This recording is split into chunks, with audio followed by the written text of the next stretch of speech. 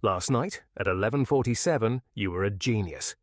You lay in bed and built tomorrow perfectly. Wake at 6. Run. Cold shower. Deep work before the world wakes up. You could see it. You could almost feel how good it would feel. It's morning now. Your hand is already on the phone. The run didn't happen. And the strange part is, you're not lazy. You meant it. So where did that person go? Here's the uncomfortable answer. The person who made the plan and the person who has to do it are not the same person. They don't even run on the same machine. At night, your body is done. The work is over. Your stomach is full, your muscles are quiet, and your brain has almost nothing left to actually do. So it does the one thing it loves most when it's safe and idle. It imagines. And imagination is free. In your head, the run costs nothing. Getting out of a warm bed costs nothing. The cold shower is just a word, not a feeling. Night you is a director watching a movie of tomorrow. And in a movie, no one is tired, no one is cold, no one has to move first. Night you is planning for a person who doesn't feel anything. And that's the crack in the whole thing. You can only plan with the body you have right now. Warm body writes warm plans. A calm, fed, horizontal person simply cannot picture the exact weight of a cold morning because that feeling isn't in the room yet. You're not lying to yourself. You're just writing a letter to a stranger and guessing what they'll feel.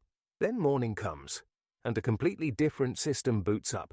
Morning, you is not watching a movie. Morning, you is standing inside one. The bed is warm and real. The floor is cold and real.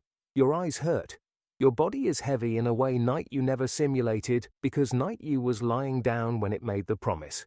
And here's a part. Night you forgot entirely. You don't wake up all at once. For the first few minutes, your brain is still half asleep. It's running on a skeleton crew. The lights are on, but most of the rooms are empty. Thinking feels like wading through water. This is the exact moment the plan needs a sharp, awake person to make a hard choice. And there isn't one yet. The plan arrives before you do.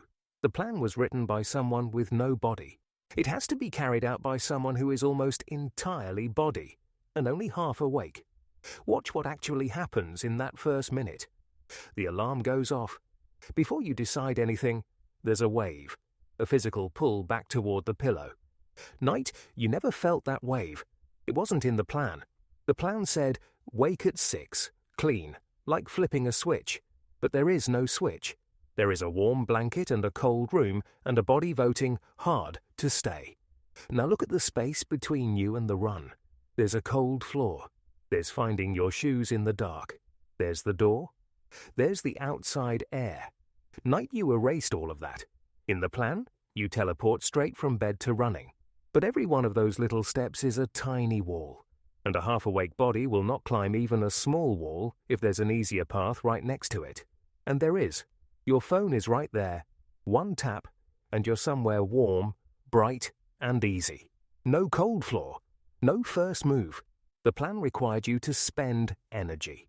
The phone offers you the opposite. Feeling awake without getting up. Of course you tap it.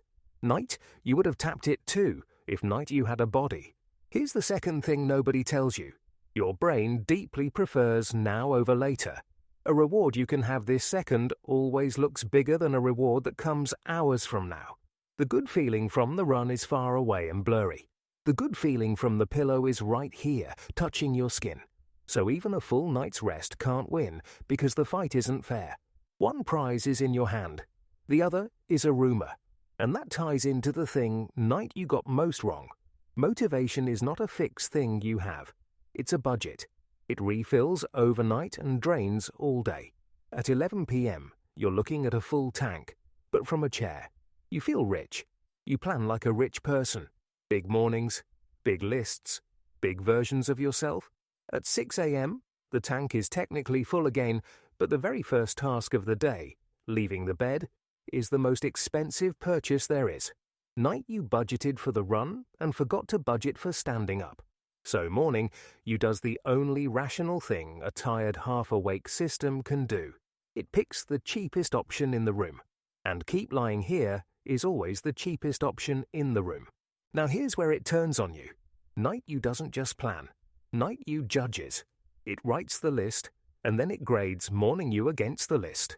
And morning you always fails, because morning you was handed a plan built for a body it doesn't have. So you wake up already behind, already guilty. Before you've done anything, you've lost. To a version of yourself that made the rules while lying down, comfortable, feeling nothing. And then it loops. Tonight, guilty and tired, you'll lie in bed again. And what does a tired brain do to feel better? It plans. It imagines a cleaner tomorrow to erase today's failure. The worse the day was, the bigger the night plan gets. Not because you'll do it, because imagining it feels good right now. The plan isn't a schedule. It's a painkiller. That's the trap. Night you makes promises to feel better tonight. Morning, you pays the bill and can't afford it. And the failure feeds the next night's promise. You've been treating this like a discipline problem. Like if you just wanted it more, you'd get up. But you did want it. At 11:47, you wanted it completely. The wanting was real. It just belonged to a person who wasn't going to be there in the morning. Look at the two of them honestly. Night you. Horizontal, fed, safe, no body to move, infinite energy on paper, zero cost to imagine. Morning you. Heavy, cold, half awake, a wall of tiny steps before the first real move, a body voting to stop. These are two different operating systems. One dreams, one pays.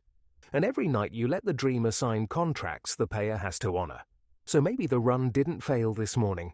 Maybe it failed last night. The moment a person with no body promised something on behalf of a person made almost entirely of one. You'll do it again tonight. Around 11:47, the tank will feel full, the day will feel forgivable, and a clean tomorrow will start assembling itself in your head. Just notice who's holding the pen.